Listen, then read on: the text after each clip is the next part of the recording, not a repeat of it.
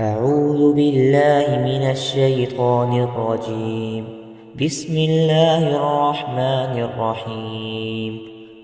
الحمد لله الذي أنزل على عبده الكتاب ولم يجعل له عوجا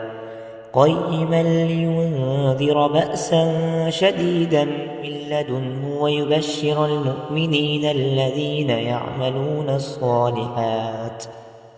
ويبشر المؤمنين الذين يعملون الصالحات أن لهم أجرا حسنا ماكثين فيه أبدا وينذر الذين قالوا اتخذ الله ولدا ما لهم به من علم ولا لآبائهم كبرت كلمة تخرج من أفواههم إن يقولون إلا كذبا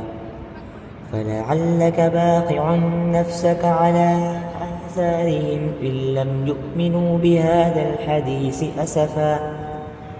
إنا جعلنا ما على الأرض زينة لها لنبلوهم أيهم أحسن عملا وإنا لجاعلون ما عليها صعيدا جرزا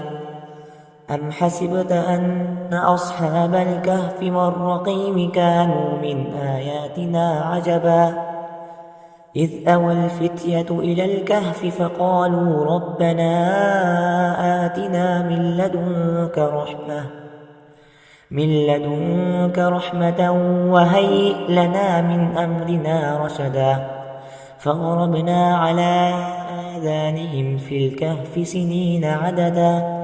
ثم بعثناهم لنعلم أي